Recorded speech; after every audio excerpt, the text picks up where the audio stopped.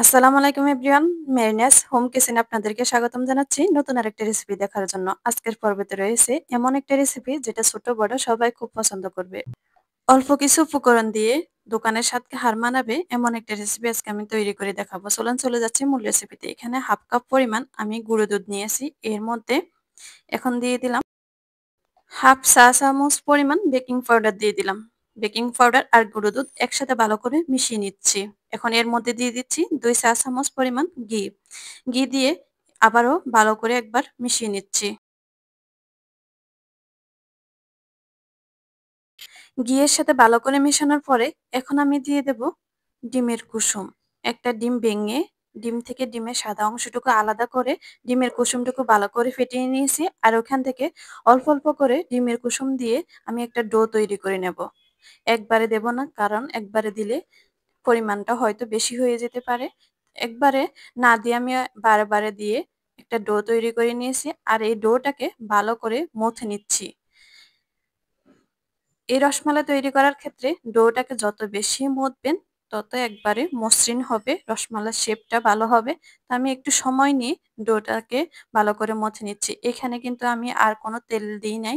Automatically মথার পরে কিন্তু তেল বের হয়ে যাবে। তো আমি একটু সময় নিয়ে 10 থেকে 15 মিনিটের মতো ডোটাকে একটু রেস্টে রেখেছি। দেখুন, রেস্টে রাখার পরে ডোটা কত সফট হয়েছে।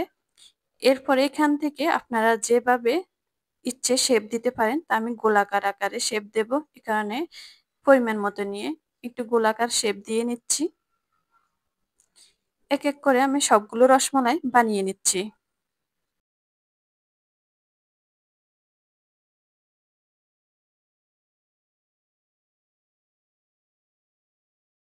সবগুলো মিষ্টি বানানো হয়ে গেল। এখন আমি চলে গেলাম চুলায়। চুলায় একটা কড়াই বসিয়ে এর মধ্যে 1/2 লিটার দুধ দিয়ে দিলাম। ৩ টে এলাচ মুখ ফেটিয়ে দিয়ে দিচ্ছি একটু ফ্লেভারটা ভালো আসার জন্য। স্বাদ মতো একটু লবণ দিয়ে দিচ্ছি। আর ২ টেবিল চামচের পরিমাণ চিনি দিয়ে দিচ্ছি। আপনারা চাইলে চিনির পরিমাণটা আরেকটু বাড়িয়ে নিতে পারেন। এতে যথেষ্ট, এর চেয়ে বাড়ানোর দরকার নাই। আর বানানো রসমালাইগুলো এক করে আমি এই দুধের মধ্যে দিয়ে দিচ্ছি। একটু হালকা একটু নেড়ে দিয়ে ৫ মিনিটের মতো ডেকে দিচ্ছি। যখন ফুল দমে বলক আসার পরে রসমালাইগুলো ফুলে টইটুম্বুর হয়ে গেল, তখন একটু নেড়ে দিচ্ছি আমি কড়াইটা ধরে। বেশ কিছুক্ষণ পরে এখন আমি একটা বাটির মধ্যে এই রসমালাইগুলো তুলে নেব। বাকি যে রসগুলো থাকবে এগুলো দিয়ে আমি মালাই তৈরি করে নেব। এক করে সবগুলো আমি রসমালাই তুলে নিলাম। পাতিলে থাকা দুধের সাথে ২ টেবিল চামচ গুঁড়া দুধ মিশিয়ে আমি একটু জাল করে মালাই তৈরি করে নিচ্ছি।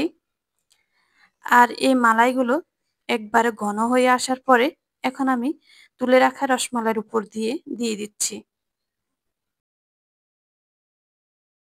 এই ঘন করা মালাইটা যখন দেওয়া হলো রসমালাইয়ের মধ্যে, এর টেস্ট যেন আরো দ্বিগুণ বেড়ে গেল। বানানো একটা রসমালাই আমি আপনাদেরকে একটু কেটে দেখিয়ে দিচ্ছি কতটা স্পঞ্জ হয়েছে। এতই টেস্ট হয়েছে মনে হচ্ছে দোকানের স্বাদকে হার মানাবে। আলহামদুলিল্লাহ, মজাদার একটা রসমালাই আমি বানিয়ে নিলাম। আপনারা চাইলে আপনারাও বানিয়ে নিতে পারেন এই রেসিপিটা হুবহু ফলো করে। এই ছিল আমার আজকের রেসিপি। আশা করি আপনাদের কাছে ভালো লাগবে। যদি ভালো লেগে থাকে লাইক, কমেন্ট, শেয়ার করতে ভুলবেন না। সবাই ভালো থাকবেন। আজকের মতো এখানে বিদায় নিচ্ছি। আল্লাহ হাফেজ। আসসালামু আলাইকুম।